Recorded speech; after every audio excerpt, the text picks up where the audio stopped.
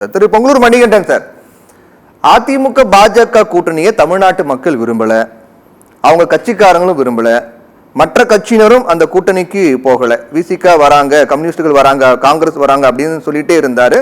ஆனா யாருமே போல, மக்கள் அவர் பேசுறது நம்ப தயாராக இல்லை அப்படின்னு முதலமைச்சர் மு க ஸ்டாலின் சொல்லியிருக்காரு.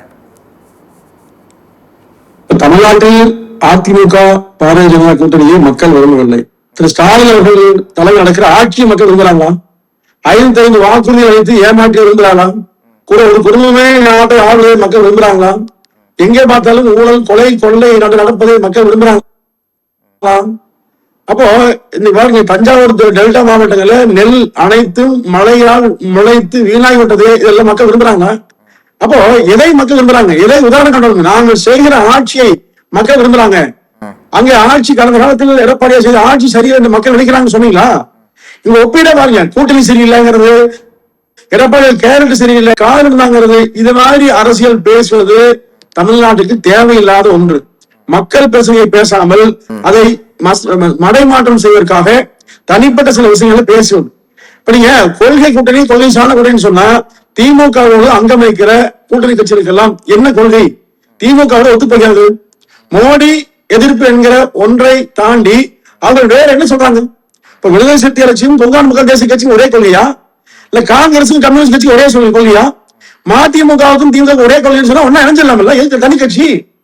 அப்போ இவர்கள் நினைப்பதெல்லாம் என்னன்னு சொன்னா, அதிமுக யாரோடும் சேராமல் தனித்து நின்று களமாட வேண்டும், மிக எளிதான வெற்றியை 26 பெற வேண்டும், தங்கள் குடும்பமே ஆள வேண்டும். இப்ப நீங்க தமிழ்நாட்டு மக்கள் ஒட்டுமொத்தமா இந்த நாட்டை தங்களுக்கு பட்டாப்படி கொடுத்தாங்க. நாங்க தான் மன்னபரமை, நாங்க தான் எஜமானர் என்கிற தோரணையில் திமுக குடும்பம், கருணாநிதி குடும்பம் இருந்து கொண்டே இருக்கும் காலங்காலமா. இப்ப நீங்க 2006 முன்பு நினைக்கிறேன், திரு கருணாநிதி அவர்கள் ஆட்சியை புரட்சி தலைவர் அம்மா அவர்கள் திரும்ப என்ன சொன்னாங்க? மைனாரிட்டி ஆட்சின்னு தேர்வு சொன்னாங்களா? அப்போ அப்போதெல்லாம் நீங்கள் எப்படி ஆட்சி பண்ணீங்க? ஏன் இந்திரா காந்தி காலத்துல 1980 நீங்க குறைவான போட்டிட்டீங்க? சரி, கூட்டணி ஆட்சி அமைகிறவங்க ஏன் தேர்தலில் போட்டிட்டீங்க? அப்போ இதுவெல்லாம் திமுக தமிழ்நாடு அரசியல செய்யக்கூடிய ஒரு மோசடியான அரசியல் பிம்பம்ங்க. இந்த பிம்பம் 2006 2026 உடைபடும். அதனாலதான் ஸ்டாலினுக்கு பதட்டம்ங்க. இப்போ ஸ்டாலின் தான் வர்றாரு, விடியல் தர போறான்னு பேசுனீங்க போன தேர்தல் 2021. இந்த வார்த்தை இப்ப ஏன் சொல்ல தைரியம் இல்ல? ஸ்டாலின் தான் வந்தாரு, இந்த நாட்டுக்கு விடியல் தந்தாருன்னு ஏன் சொல்ல முடியல? இப்ப புது புது புது கதையை விடுறீங்க.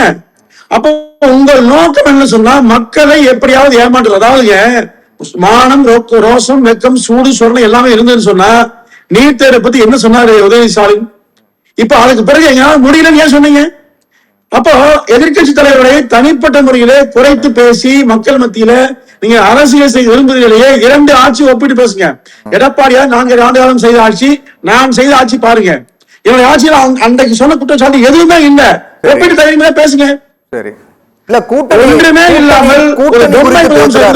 கூட்டணி குறித்து பேசும்போது திரு இபிஎஸ் அவர்களும் கூட கம்யூனிஸ்ட் கட்சிகள் வரணும் அப்படின்னு எதிர்பார்த்தால் அது அவருடைய பேச்சுகள் மூலமாக தெரிய வந்தது. அப்போ கம்யூனிஸ்ட் கட்சியாகட்டும், விசிகாரட்டும் அதிமுக கூட்டணி அமையும் அப்படிங்கிறது எதிர்பார்த்தாங்க. ஆனா எதுவுமே நடக்கல இல்லையா? அந்த பாஜக அதிமுக கூட்டணியே இவங்களெல்லாம் யாருமே நம்பல அப்படின்னு சொல்றாரு இல்லையா? அதனாலதான் அவங்க யாரும் போல அப்படிங்கிறாரு சார். அதாவது கம்யூனிஸ்ட் மட்டுமல்ல, நீ இருக்கிற கூட்டணி அப்படியே இன்னும் கூடுதலா வலிமையா கட்சிகள் சேர்ந்தே வரட்டுங்க, 26 மக்கள் தொகுதிப்பாங்க. ஏன்னா இந்த கட்சிகள் சேர்வதையே ஒட்டுமொத்த மக்கள் வாங்க போதில்லை. அதாவது வெறும் கட்சிகள் எண்ணிக்கை கொண்டு மட்டுமே ஒரு தேர்தல் வெற்றி தோல்வியை மக்கள் தீர்மானிக்க, ஓட்டு போடுறது மக்கள். இப்போ கம்யூனிஸ்ட் கட்சிகள் அதிமுக கூட்டணிக்கு வரணும் அப்படின்னு திரு இபிஎஸ் எதிர்பார்க்கலையா சார்? நீங்க எல்லா திமுகவை தவிர எல்லா கட்சிகளையும் அதிமுக எதிர்பார்க்கும் தவறு. சரி, ஏன் பிஜேபி எதிர்பார்க்கலையா சொன்னீங்களா? எதிர்பார்க்கலையா? சரி, அரசியல் அணி சேர்வது என்பதற்கும் இந்த மாதிரியான அவங்க அழைப்பது ஒருநிலை 75 ஆண்டு கால பொன்னுலா கண்ட வெளிவிழா கண்ட பொன்னுலா கண்ட மிகப்பெரிய இயக்கமாக இருக்கிற திமுக ஏன் ஐயா கலைஞர் கருணாநிதி அவர்கள் திரு விஜயகாந்த் அவர்களை பழம் நழுவி பாலில் விழுந்தது ஏன் சொல்லணும் அவசியம்? ஒரு நடிகர் தானே, ஏன் அழைச்சிங்க? உங்க அனுபவம் என்ன? அப்ப அரசியலுக்கு தேவை அணிதானே. 99 இதே திமுக பிஜேபியோடு சேர்க்கிற போது திரு கருணாநிதி சொன்ன வார்த்தை, ஜெயலலிதாவை எதிர்க்க எந்த எல்லைக்கும் செல்வேன்னு சொன்னார். அதுதான் அரசியல். அப்போ திமுகவை எதிர்க்க எந்த எல்லைக்கும் அதிமுக செல்ல வேண்டும், அதான் இயற்கை நியதி. சரி, திமுக எதிர்க்க எந்த எல்லைக்கு போகும் அதுல மாற்று கருத்து இல்ல, உங்களுடைய முடிவா இருக்கு. பாஜக அதிமுக கூட்டணி அமைந்த பிறகு மற்ற கட்சிகள் யாரும் கூட்டணி வைக்க தயங்குறாங்களா அப்படிங்கிற கேள்வி வருது இல்லையா? ஏன்னா திரு எடப்பாடி பழனிசாமி பேசும்போது கூட கம்யூனிஸ்ட் கட்சிகளுக்கு நாங்க வரவேற்கிறோம், சிவப்பு கம்பளம் போட்டு வரவேற்கிறோம் அப்படின்னு சொன்னார். அதுக்கு பிறகு அவங்க நாங்க இல்ல அதிமுக கூட்டணி போறதுக்கான வாய்ப்பு இல்லைன்னு உறுதியா சொன்ன பிறகு நீ கம்யூனிஸ்ட் கட்சிகள் தமிழ்நாட்டு முகவரி இல்லாம இருக்கு அப்படின்னு விமர்சிக்கிறாரு. சார் நீங்க இவங்க வந்து அயோக்கிய பையன் சார், மோசமான ஆள் சார், கேவலமான ஆள் சார் பேசிக்கிட்டு, ஆனா பரவாயில்ல அவங்க ஒன்னா தெரியும் சொன்னா இதை விட கேவலமான நிலை உண்டு கம்யூனிஸ்ட் கட்சிக்கு. கம்யூனிஸ்ட் கட்சி தொடர்ந்து திமுகவை தாக்கி பேசுது, ஆனா அவங்கதான் இருப்பாங்க சேத்த வாடி வீசிட்டு சேத்தோட இருக்கும். என்ன இருக்குங்க? அதாவது என்ன அர்த்தம்னா எடப்பாடியில் அழைத்தது ஒரு காரணம், திமுக செய்யற தவறை பொறுத்து கொண்டிருக்க வேண்டாம், வெளியே வாங்கன்னு சொன்னாங்க. ஆனாலும் இருப்போம் என்று சொல்வதற்கு காரணம் என்ன? எல்லா கட்சிகளுக்கும் வெளிப்படையாக பணம் கொடுத்து அந்த அணிகளை கட்டமைத்திருக்க திமுக.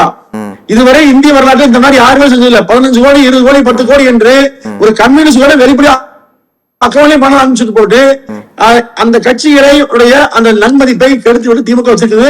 இன்னும் சொல்ல போனால் அந்த கட்சிகள் பெரும்பாலான கட்சிகள் அந்த கட்சி பதிவையே இருந்திருக்கிறது. அதுதான் திமுக பண்ணிக்கிறது. தப்பு படிச்சது மதிமுக. பொதுவாக திமுக தன் அரசியல் பாதையை எப்படி செயல்படுத்துகிறதோ அதுக்கு நேரடியாக அதிமுக செயல்படுத்துங்க. 2021 இதே பிஜேபியோடு இணைந்து கொண்டுதான் அதிமுக மிக குறைவான வாக்கு தோல்வி பெற்று இல்லைங்களா? அந்த இதே வரலையா? அதாவது நோக்கம் இது அல்ல, செய்கிற தவறை காட்டி ஒற்றுமைப்படுத்தி அணி அமைப்பதுதான் அதிமுக நோக்கம். நிச்சயமாக திமுக 2026 பாஜக மட்டுமல்ல இன்னும் சில கட்சிகள் வர இருக்கிறது. எல்லோரும் சேர்ந்து வீழ்த்துங்க. ஓகே, பேசுவோம் சார்.